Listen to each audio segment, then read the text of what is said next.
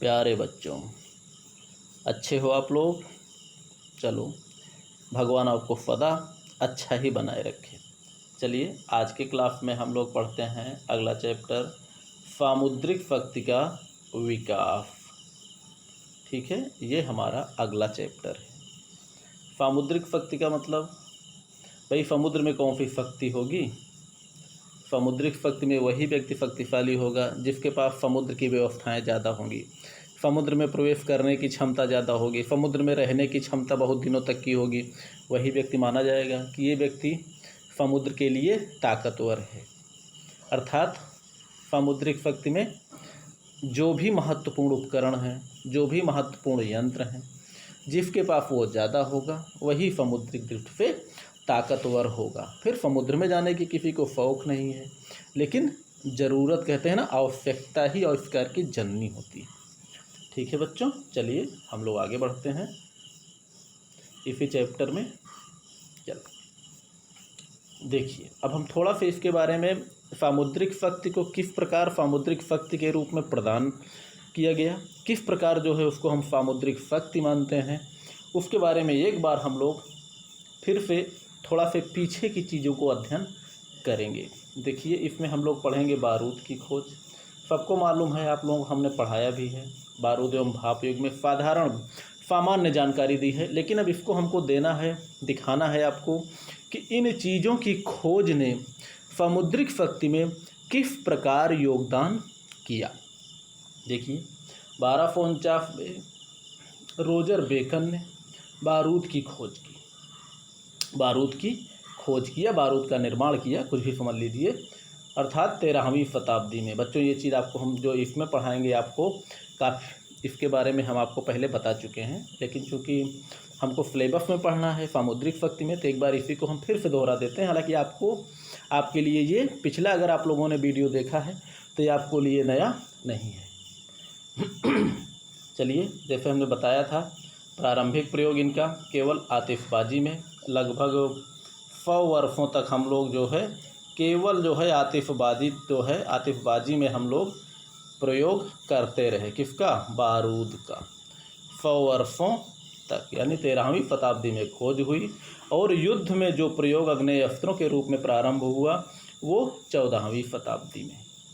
ठीक है बच्चों, इसका प्रारंभिक प्रयोग कहाँ किया गया? घेरेबंदी की युद्ध कला में। घेरेबंदी का मतलब वही किले की दीवारों को बारूद से उड़ाना, ठीक, बारूद से उड़ाने के लिए। बाद में इसका प्रयोग कहाँ किया? हथियारों का निर्माण किया गया, नलियों से प्रवाहित करके अटैक करने के लिए, फायर करने के लिए, जिससे प्रमुख चीज़ें बनी मस्केट, तोप एवं पिस्टल। यहाँ पर इनका प्रयोग किया गया।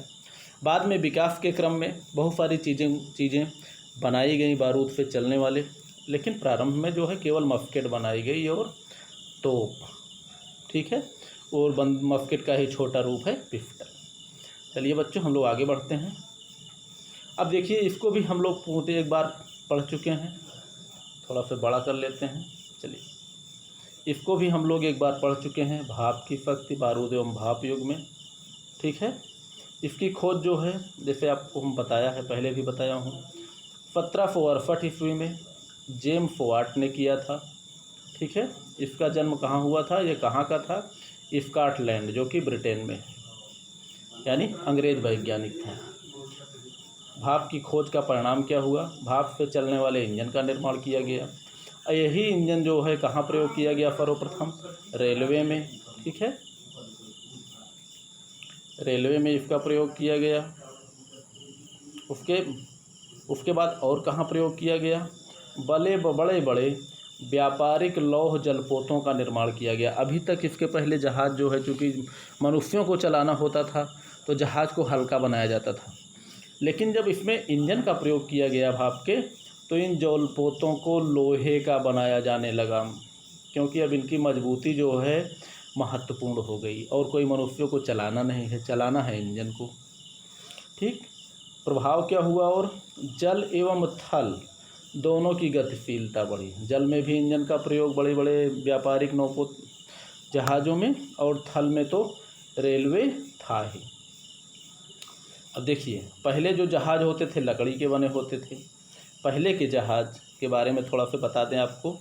और यात्रा है तो ये ज़्यादातर वायु की दिशा पर निर्भर होते थे। जिधर वायु जाती थी उधर उसमें बड़े बड़े पाल बांध दिए जाते थे, जिसके कारण हवा की दिशा से ये जहाज़ चलते थे। जहाँ ज़रूरत पड़ती थी मनुष्यों को भी इसको नौकाओं की तरह चलाना पड़ता था।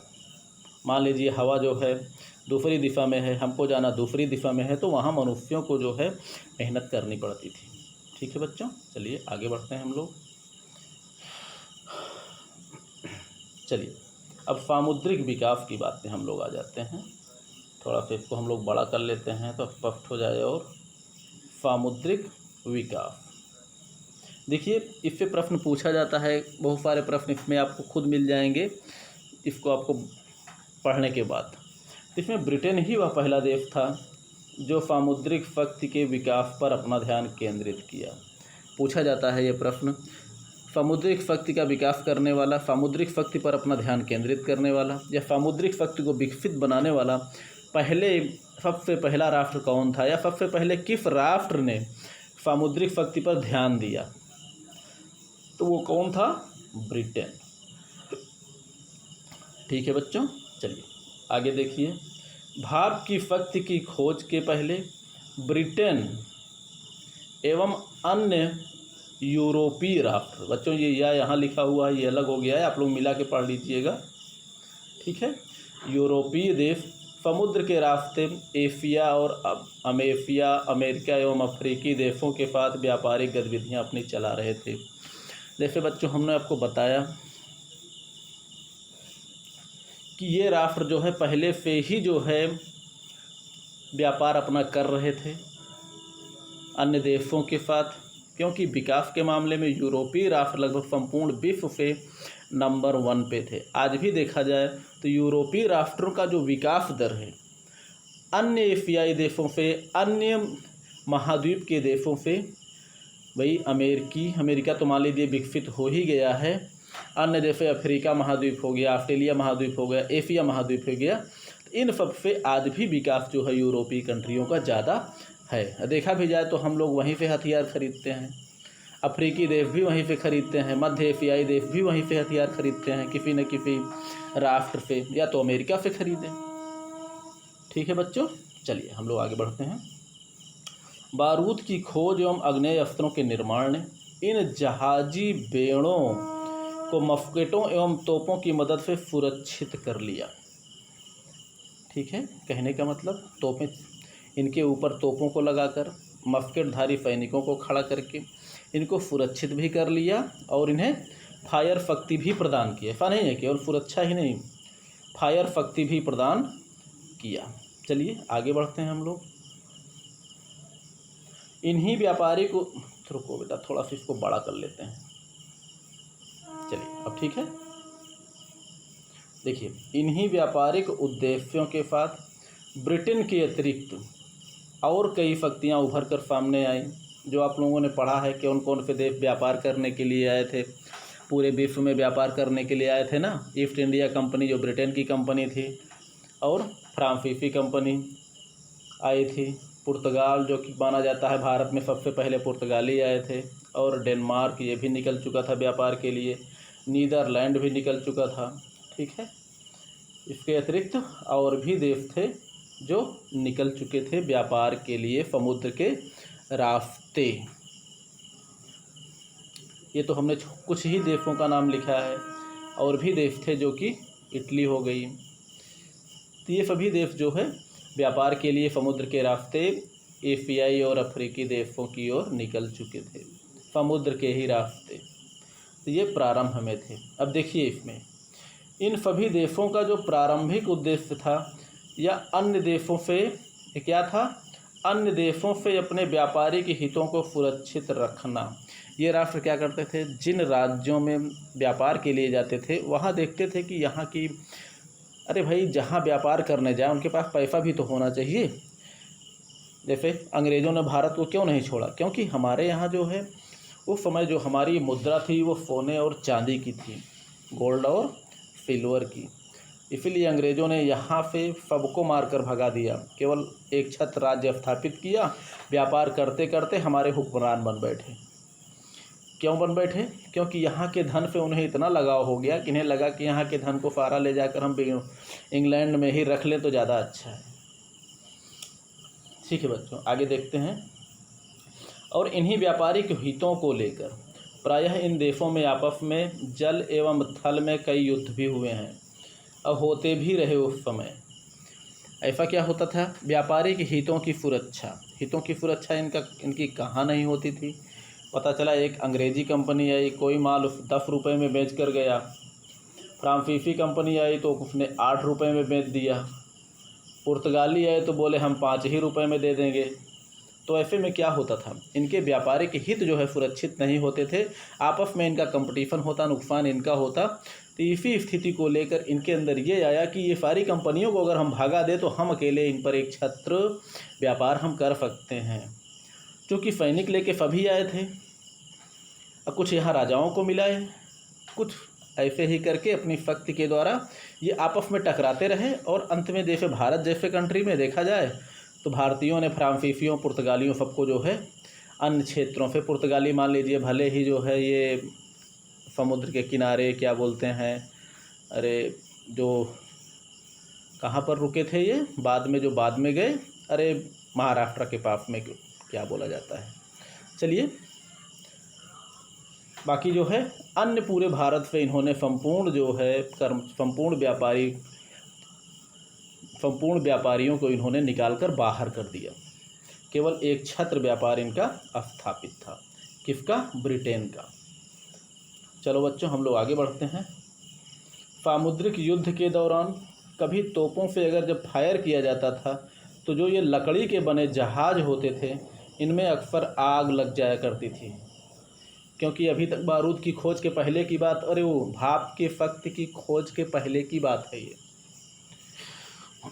ठीक है बच्चों, इतना ध्यान रखिएगा कि जब लकड़ी के जहाज़ बने होते थे और ऊपर से तोपें सब में लगी होती थी, जिसका निशाना जहाज़ों से टकराता था तो जो है लकड़ी के बने जहाज़ों में आग लग जाती थी, जिसके कारण वो जहाज़ नष्ट हो जाते थे। लेकिन अब आगे हम लोग पढ़ेंगे इसमें भाप की शक्ति का क्या प्रभाव हुआ।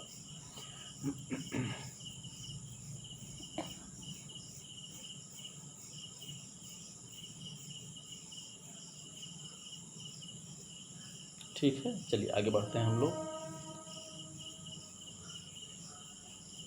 रुकिए, देखिए आगे थोड़ा सा बड़ा कर लेते हैं बच्चों इसको। देखिए 18वीं शताब्दी में भाप के इंजन के आ जाने से इनकी सुरक्षा को ध्यान में रखते हुए वाष्प चालित छोटे बड़े जलयान बनने लगे। ठीक है, और इन्हीं जलयानों को तोपें एवं मस्केटों के द्वारा सुरक्षा भी प्रदान किया गया, सुरक्षा एवं फायर शक्ति भी प्रदान किया गया। अब जहाज़ लोहे के बनने लगे, पहले लकड़ी के होते थे तो जहाज़ सुरक्षित भी ज़्यादा हो गए, बड़े भी ज़्यादा हो गए। ठीक है, इन पे ये व्यापार भी कर सकते थे और ऊपर से इन पे तोपों को रखकर इन्हें एक प्रकार से युद्धपोत का भी जो है स्थान इन्होंने इनको दे दिया था। अब इसमें देखिए सर्वप्रथम ब्रिटेन द्वारा वाष्प चालित जलयानों का निर्माण जलयानों का निर्माण किया गया। भाई क्यों किया गया? क्योंकि जो हम भाप की शक्ति को खोजने वाला था जेम्स वाट, वो कहाँ का था? स्कॉटलैंड यानी ब्रिटेन का ही था। ठीक है बच्चों, वो ब्रिटेन का ही था, इसीलिए जो है सबसे पहले वाष्प चालित जलयानों का निर्माण भी इसी ने किया। अब इधर देखिए, ये वाष्प चालित जलयान साधारण जहाज़ों से अधिक गतिशील होते थे क्योंकि ये इंजन से चलते थे। ठीक है, और इन्हें अपनी इच्छानुसार गति एवं दिशा भी प्रदान किया जा सकता था। अब जो है इनको ये वायु की दिशा पर निर्भर होने की कोई ज़रूरत नहीं थी, क्योंकि मनुष्यों को नहीं चलाना था, इंजन को चलाना था। तो इंजन के द्वारा जिधर चाहते थे उधर ये लोग चले जाते थे, भले ही वायु जो है विपरीत हो, कोई मायने नहीं रखता था। और इसी क्रम में जलयानों के नए नए डिज़ाइन भी तैयार किए गए, क्योंकि अब जो है इंजन से चलाना है तो चाहे जितने बड़े बड़े जलयान बनाए जाएं उसी तरह बड़ा जो है इंजन भी लगाया जाए। ठीक बच्चों, आगे बढ़ते हैं हम लोग।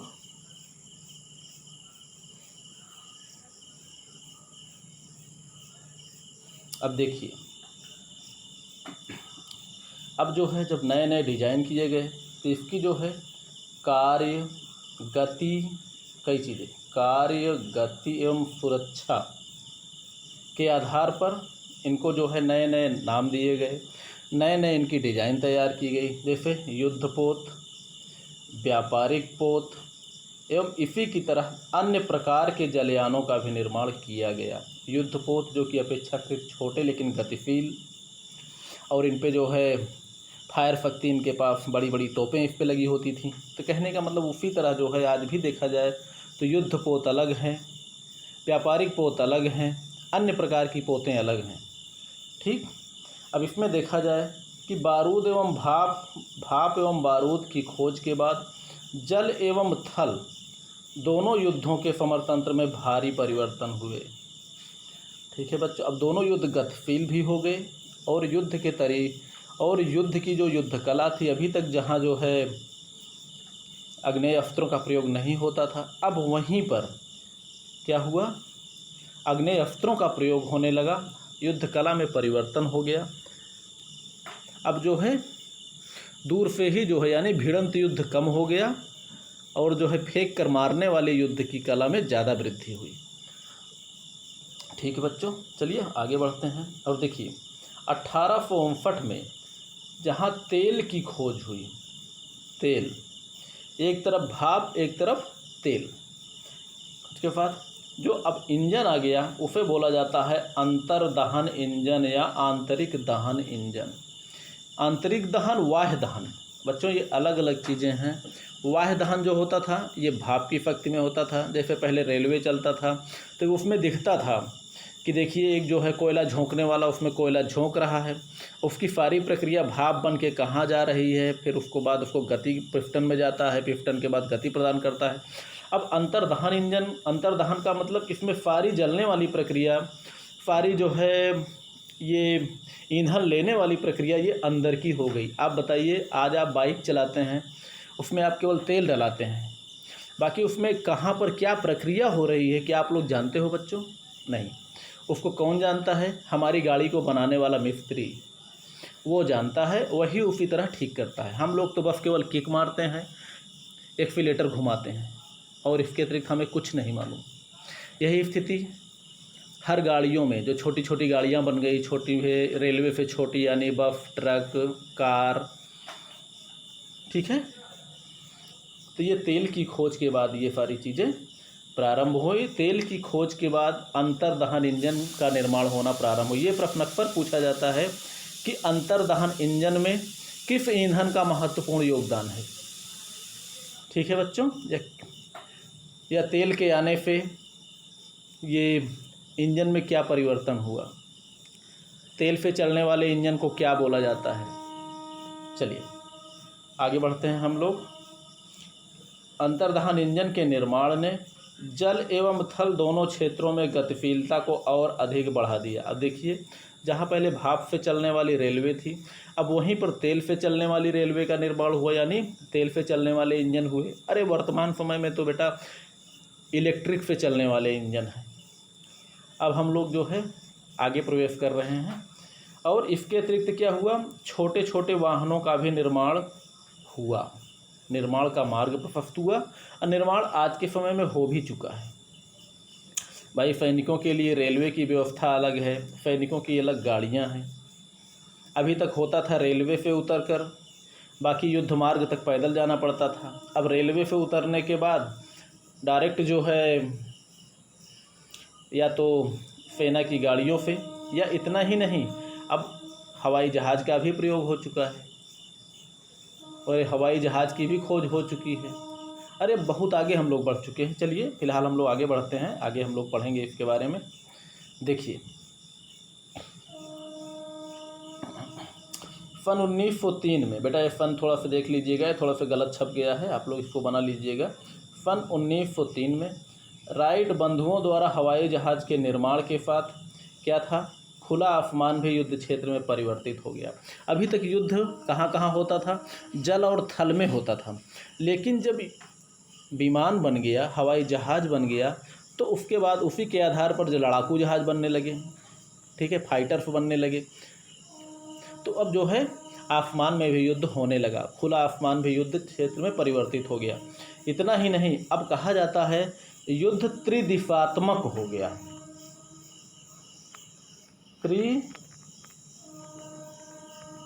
त्रिदिशात्मक यानी युद्ध को एक तीसरी दिशा मिली। ये प्रश्न बेटा अक्सर बच्चों पूछा जाता है कि युद्ध को त्रिदिशात्मक बनाने में किसका योगदान था, किस युद्ध यंत्र का योगदान था, किस उपकरण का योगदान था। तो उपकरण है हवाई जहाज। इसको आप लोग लिख लीजिएगा, ठीक। युद्ध को त्रिदिशात्मक बनाने के लिए जो प्रमुख योगदान था वो था हवाई जहाज, अर्थात तीसरी दिशा में गति करने वाली ही तीसरी दिशा उसको प्रदान करेगी। जल थल पर तो चल ही रहे थे, हवा में उड़ने की कला नहीं मालूम थी, हवाई जहाज का निर्माण हो गया, अब हवा में भी व्यक्ति उड़ने लगा। अब हवा में उड़ने लगा तो हवा में लड़ाई भी करने लगा, ठीक। चलिए, यानी खुला आसमान भी युद्ध क्षेत्र में परिवर्तित हो गया। वहीं इस खोज ने जलीय एवं थली युद्धों को भी शक्ति प्रदान की। और शक्ति कहाँ से प्रदान किए गए? बहुत सारे युद्ध यंत्र का निर्माण हो गया।